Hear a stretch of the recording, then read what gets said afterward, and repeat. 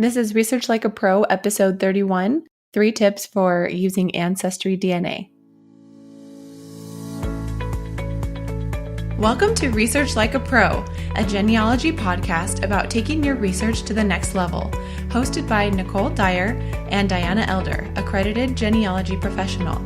Diana and Nicole are the mother-daughter team at FamilyLocket.com and the creators of the Amazon best-selling book, Research Like a Pro, A Genealogist's Guide. I'm Nicole, co-host of the podcast. Join Diana and me as we discuss how to stay organized, make progress in our research, and solve difficult cases. Let's go.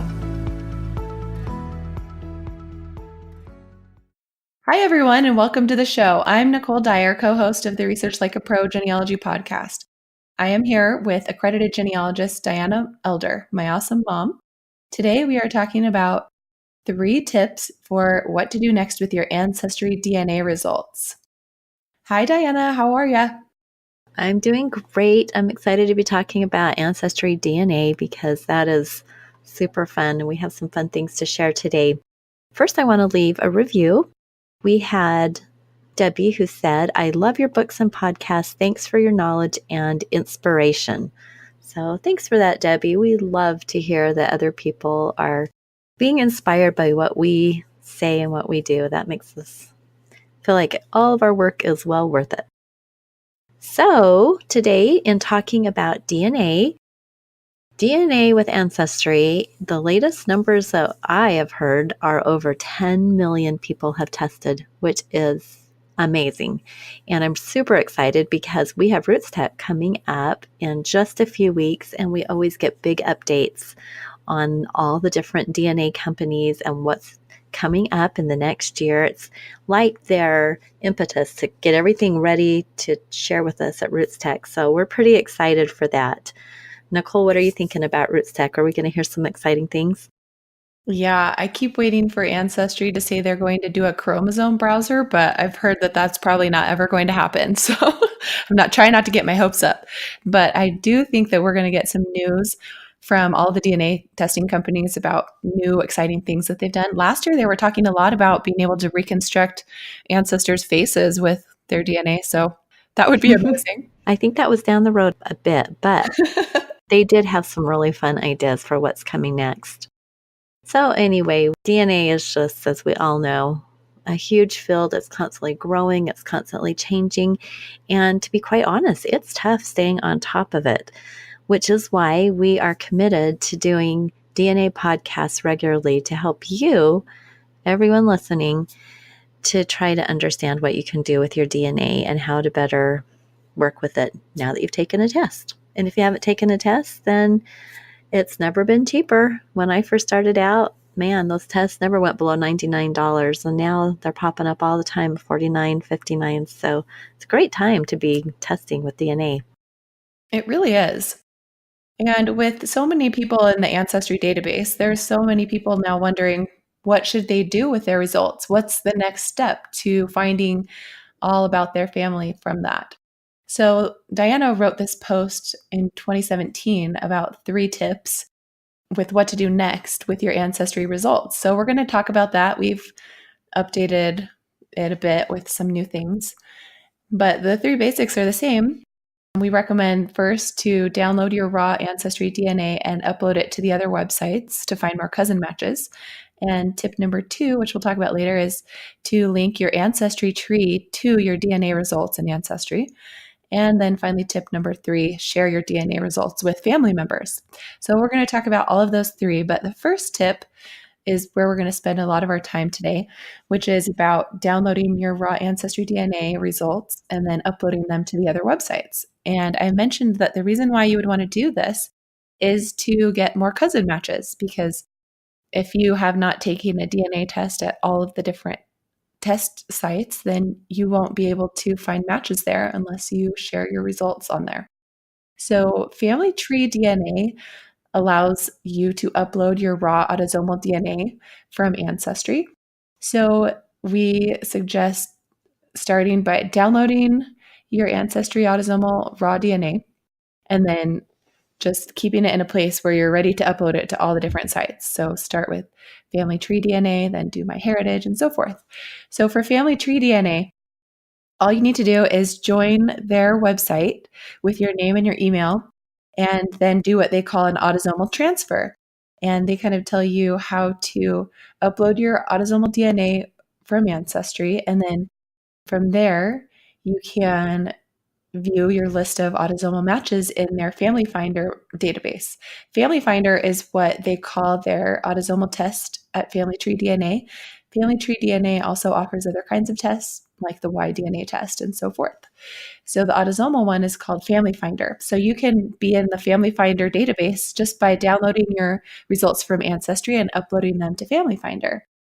And on their website, it says that the Family Finder Matrix feature allows you to select and compare the autosomal DNA relationship between up to 10 of your matches at one time.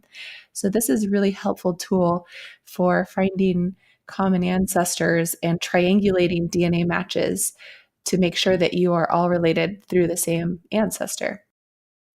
So, if you want to use additional features at FamilyTreeDNA, then you need to pay an extra $19 after transferring, and that will allow you to unlock their chromosome browser and their ethnicity estimate, which at FamilyTreeDNA is called My Origins.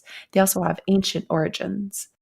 Don't be surprised if these results are different from your results in Ancestry's ethnicity estimate because they use different reference populations to create the estimate. So you might find that you have a higher percentage of Ashkenazi Jew from one testing company to the next, or whatever that ethnic group is. Okay, so what's the next testing company we should upload to? Well, let's talk about MyHeritage. And I'm really excited about MyHeritage because they just keep adding tools. And I think that they have a lot more planned for the future. You really want to have your DNA on MyHeritage. One of the reasons I always tell people when I'm teaching about this is that, especially if you have European ancestry, a lot of people outside of the United States use MyHeritage as their main family history website. In the United States, I think we tend to go more maybe with Ancestry. Outside the United States, I have heard and seen that more people tend to go to MyHeritage. And so you might get matches in other countries that you're not going to get from an Ancestry DNA website. So you're going to want to put your results on MyHeritage. Plus, you want to have your DNA results on all these different websites to get more cousins. MyHeritage is super easy. After you have downloaded your raw DNA, then you go to MyHeritage, you go to the DNA tab, and when you hover over that, it'll say Upload DNA. And they do everything they can to make this as easy as possible for you. And you click Start. It has a place to select the file where you saved it on your computer, and boom, you're done. It's really easy. I can't remember how long it takes for it to process, maybe a day or two or a few hours. And then you'll be able to see your matches. And MyHeritage has a free chromosome browser, and you can compare up to 7 matches and triangulate your shared matches. So, like I was saying, the tools are pretty incredible and pretty fun to play with on MyHeritage. And I think it's really user-friendly, really fun. It is all free right now to upload your raw DNA. We have heard rumblings that maybe they will eventually start charging. So my advice to you is get it there while it's free, including any tests, that you're in charge of for maybe children or your spouse or parents, what have you. So a little tip that I have for you is if you are the administrator of several tests, like I'm the administrator of, 5 or 6 tests, have a file in your Google Drive or on your computer hard drive, wherever you keep your files, have it be labeled DNA, and then have a folder for each person that you are an administrator for. And within their folder, just put their raw DNA. Their DNA is not going to change. Once you've downloaded their raw DNA, that's it. And you can use that for all these different uploads. And then you'll want to just keep that in their file folders. And that's going to save you having to go back and re-download it over and over and over. And especially if new companies come up and you want to do something else with that raw DNA, you've got it right there. You really want to make sure, I talked about this in the last DNA episode, that if you are an administrator for someone else's test, that they have given you permission, if not in writing, at least in Word, probably even better in writing, to get their permission to upload to these various sites. So really important to be aware of legal ramifications for this. And of course, if it's your own DNA, then, that's up to you to decide for yourself and to read the small print. But if you're doing it for other people, make sure you're getting permission to do all of this fun stuff. Okay, Nicole, what's our next company we're going to talk about? Well, the next one is not a testing company, but it's GedMatch, which is a third-party tool to analyze your DNA results. And they have a lot of free tools. They also have some premium tools for $10 a month. And they have a lot of different options for viewing your results, like the one-to-many tool, the one-to-one tool, the X tool. And it will be probably a great idea for you the first time you use GedMatch to watch a webinar or read a beginner's guide that they have available on the GedMatch website before you start using it, just so that you can kind of get guided through the process. So on Family Tree webinars, there are a few webinars about how to use GedMatch, and I think there's some things on YouTube. So maybe just check out the information about how to use it. But basically, you can upload various kits of DNA results to GedMatch, and then GedMatch assigns each file or set of DNA results a kit number. And then those kit numbers you can run against each other and compare them against each other to see how the chromosomes match up and do some deeper analysis than you can do in Ancestry. So check it out. Yeah, GedMatch is great. And I agree with watching a webinar. There are some really good ones out there. And I've got two screens. I like to have the webinar going on one screen. And then on the other screen, I like to have the website opened up so that I am doing the steps right along with it, because I learn very best, especially with this DNA, working with these different websites and doing it as I'm watching it. I have to be trying it out to learn. So I learned how to do DNA Painter, and it was fabulous. I have to be doing it as I'm watching. So that's just another tip. If anybody listening only has one screen that you're working on for family history, I highly recommend getting a second screen. It makes your family history work so much better. So just a side tip there. Now let's talk about LivingDNA. This is the newest DNA group on the market. They're based in the UK, and last year at Roots Tech, Nicole and I got to sit down and chat with one of the founders. I can't think of what her name is now, Hannah but she Morden. was so great. Oh, thank you, Hannah. She was super gracious, and we're really impressed with LivingDNA and all that they want to do with, their plans for the future.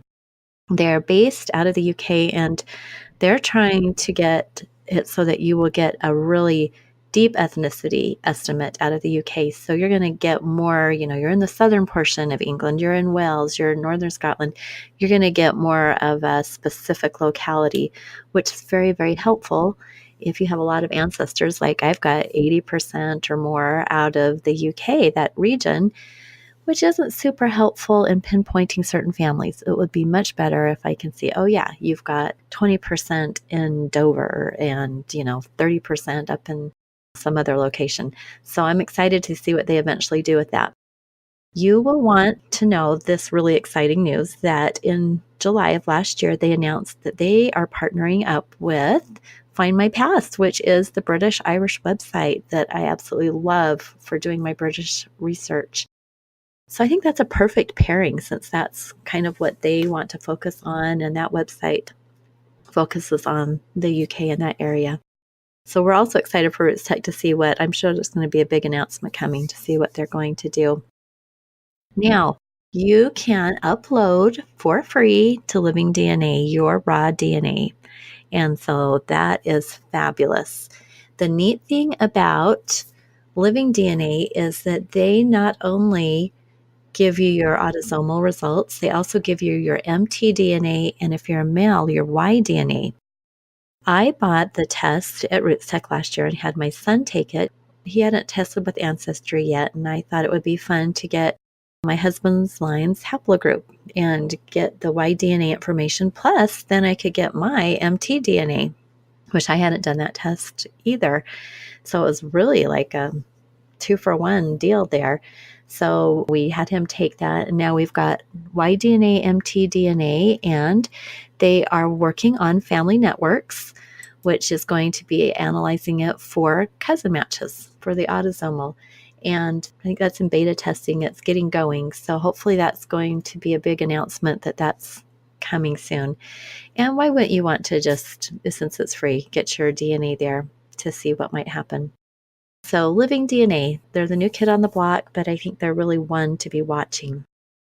Now, 23andMe is the other major company, and they are the only one that you cannot, well, Ancestry doesn't let you upload from other websites either, but 23andMe does not accept uploads of raw DNA. So if you want your DNA on 23andMe, you will have to test with them specifically. Or you just download your raw DNA from 23andMe and use GedMatch to match with other companies. So there's lots and lots of different things to think about, but our main takeaway for your Ancestry results is to download it and upload it to these other websites. And we'll give you some helps in the show notes about how to do that, because we don't really think that you guys are going to remember every single thing that we said here and how to do this. Hopefully you're just getting the idea that this is a good thing to do. That's a good point. We'll have a lot of links for you in the show notes. So back to LivingDNA, I don't think that if you upload your raw DNA that they will give you your mother line and your father line. I think you have to actually test with LivingDNA to get that. But if you do upload your Ancestry raw results to LivingDNA, then you should be able to see cousin matches in the family networks. Oh, that's a good point. And also, I think they will give the option to upgrade your account to get ethnicity breakdowns, kind of like FamilyTreeDNA does. I bet they'll give you the option to upgrade also to get Y-DNA and mtDNA. I bet they'll do that in the future too. But that does make sense that they would want you to test with them, because that is more work, I think. Well, I think they actually have to get different pieces of DNA to analyze, because the Y-DNA and Oh, mitochondrial DNA are different procedures for analysis, and yeah. they actually are different types of DNA. These are some good questions that we're going to have to ask at Roots Tech if we have an opportunity to ask anybody from LivingDNA what they're doing with all of that. Yeah, it'll be fun to talk to them again. All right, so we mentioned that the second tip we want to talk about today is to link your tree in Ancestry to the DNA results. So as you're going through your cousin matches, you may see a lot of people who have no tree or who have an unlinked tree. And so you can help out all of your cousin matches and yourself by linking up your family tree and filling out your family tree as much as you can, so that you can get those shared ancestor hints and you can see the surnames that match in your tree to the other match's tree and be able to get some idea of who that most recent common ancestor is. So you can do this pretty easily if you have a tree built somewhere else by importing a GEDCOM file into Ancestry. And if you don't have a GEDCOM file and maybe you just use like Family Search or something, you can import your tree from Family Search into Ancestry 4 generations at a time. And that's a pretty simple way to get started with an Ancestry tree. Or you can just go to WikiTree or GenieTree or wherever you have a tree and download a GEDCOM and upload it back to Ancestry. Then if you don't have any of those options, just start adding names to the Ancestry tree. It doesn't take too long, and with the hints, you can build your tree pretty quickly. And just be sure that the information that you're adding is kind of what you already know about your family. And if you're adding information that you're not sure about, maybe just hold off on adding that till you've confirmed through additional research that it's correct. So then you can decide if you want your tree to be public or private. So if you want to have a private tree, that's fine. Your cousin matches can ask you for access to be able to view that tree, or you can just talk to them privately about how you're related instead of putting that out there for everybody to see. To decide if your tree is public or private, just go to your family tree section on Ancestry and then go to the settings for that tree, and then you can make it private. Now, for linking your family tree to your DNA results, go to the person's DNA that you need to link a tree to, and then go to the settings wheel at the top right. And then from there, you'll be able to see the section called Family Tree Linking. And in that section, you can choose from a drop-down menu which tree that you have in your ancestry you want to link to that DNA test results. And then it'll have you choose the person within that tree who is the same person who took the DNA test. And this helps when you are getting those shared ancestor hints by telling how many generations you are removed from the most common ancestor, and if that matches up with the amount of shared DNA and the estimate of what relationship you would be, like fourth to fifth cousins or whatnot. So, adding a tree really helps a lot with finding out how you're related to your cousin matches and helping you create hypotheses and find answers for those missing ancestors in your tree. Right. And the thought occurred to me, I've heard other people doing this, and I've wondered if you've done this, Nicole, if you have experimented with linking your Ancestry DNA results to different trees. I know you've created a few different trees. Have you ever tried linking to a different tree in your database? Well, I do have like different trees that I have made and I have them private so that I can just kind of play around with them and add different records while I'm researching. But I don't think that I've changed the tree that's been linked to the DNA test results. The reason I'm just thinking that is that it might be really nice for me to create a tree just for my paternal line so that matches that I get, I could just automatically know that they were paternal matches, because I get tons and tons of matches on my maternal line, which is pretty well researched, and there's so many cousins testing, and I'm not as interested in those matches. That's a good point because you don't have grandpa's DNA because he passed away before you could test him. So you just have your DNA, but then you have grandma's DNA. So you have yours and your mom's, but not your dad's. So I can see why you might want to have Right. some way to kind of eliminate out some of the matches that you're not focusing on. That's an interesting idea. Yeah, I don't know. I'm just thinking about that. I think probably other people have done that. And I think I have heard some comments about that, but I just haven't tried it myself. There's always so much to learn. And with DNA, there's especially so much to learn and try. So, anyway, those were my thoughts on linking.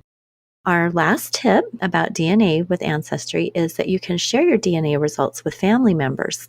And the way you do this is to go to settings, and like Nicole was saying, up in the top right of the Ancestry page, there's settings. It's the little settings wheel, and you click on that. And then if you scroll all the way to the bottom of that, you'll see a title that says DNA ethnicity and matches access. So I think this used to be something different, and they've kind of updated the title of it. And if you click on that, or if you look at that, you can add people. You can add as many people as you want. Right now, I have got my DNA shared with, guess who? With Nicole. And she is a collaborator. So you get to assign different roles to the people that you share it with. They can be just viewers. So if you're a viewer, all you can see are the DNA matches, the ethnicity, genetic communities, notes, DNA circles, who's been removed. So you can only see those things, and anybody that you add access as a viewer, they can basically look at it, but they can't change anything, and they can't assign anything, they can't delete things. So this would be perfect for sharing with your children, with your siblings, with a cousin. It might be a great way to hook somebody on DNA, sharing this, and then they can go look and see your ethnicity, and maybe that would help them to want to do a test if they're kind of unsure what it's That's all a good about. idea. Yeah, because some people just want to see it. They may not want to do it themselves Yeah. until they see yours. You can also add somebody as a collaborator, and I invited Nicole to be a collaborator with me. So this is what she can do as a collaborator. She can do everything I just mentioned. Plus, she can link test results to family trees. She can edit DNA matches. She can add and edit the notes. She can edit test participant details and change ethnicity display preferences. So, Nicole, you got a lot of control over my DNA test. You better not be messing with it. You could also invite someone to be a manager, and then they can do everything. Managers, you want to make sure you trust them because they can download the raw DNA data. They can send and respond to messages from the test owner's account. They can permanently delete the DNA results, which is kind of scary. They can assign and change account roles and invite others to access results. I'm the only one who's a manager on my account, but there might be a situation where you really want to add someone as a manager. Maybe you've taken the test and you want to assign your child who's really into DNA to be the manager. You don't want to deal with it. You just want them to take care of everything. And so that'd be a perfect scenario to add them. For me, I think it would be fun for me to add some of my children who haven't taken a test as a viewer, or maybe even, a sibling or something, so they could see what I've got out there. So just some things to think about. We're always trying to think of ways to get people interested in family history, especially if we're the only one in our family who loves to do genealogy and we want to share with them. So this might be the perfect way to get them excited and interested. Yeah, that's a good idea to share those results with them so that they can think, oh, wow, you can learn a lot about this, and then they'll be more interested in getting their own DNA tested. And most people nowadays are pretty interested, as you can see by the explosion in the DNA test takers at Ancestry. So we are done with today's episode now. Just remember that the first 3 things that you should do with your Ancestry DNA test results are to download your raw DNA and upload it to their websites. Make sure you attach a tree and then share it with others. And we'll do future episodes with how to analyze your DNA and creating shared networks and things like that in the future. There's so much to talk about. So good thing we have this every week. Yeah, and we don't want to overwhelm you with tons of details that you won't remember or you can't deal with. So we're hoping if we can keep our DNA episodes fairly simple and give you just some action items each time, that it will help you to make some progress in your DNA, because I know lots and lots of you out there are feeling really at a loss with what to do with your DNA now that you've tested. If you have any questions or specific things that you want us to discuss, go ahead and shoot us an email or leave a comment, or we love reviews. You can do a review for us on the podcast and ask your question, and we'd love to answer that and see what we can help you with. And make sure you subscribe if you're in iTunes. We made a goal to get 100 iTunes subscribers, so feel free to subscribe to that and help us reach our goal. Also, we have in the show notes a link to a wonderful resource by Thomas McKenty about how to download your raw DNA results from Ancestry and upload them to all the websites that we just talked about. So it's a great cheat sheet for doing that. So we're going to put a link to that in our show notes so that you can have access to that. And Diana was telling me that she uses this with her clients and she'll send it to them so that they know how to do all the steps for uploading their DNA to the different websites so that she can then use it to access that evidence as she's researching. All right, so that concludes our episode for today. So thanks for listening, and we hope you have good luck with your Ancestry DNA results and with your progress, and we will talk to you guys next week. All right, everybody have a great week and go have some fun with DNA. Talk to you later. Thank you for listening to Research Like a Pro with Diana Elder, accredited genealogy professional, and Nicole Dyer. We hope that something you heard today will help you make progress in your own genealogy research. If you like what you heard, please leave us a review on iTunes or Stitcher, or visit our website, familylocket.com, to contact us. You can find our book, Research Like a Pro, A Genealogist Guide, on Amazon.com and other booksellers. We hope you'll start now to research like a pro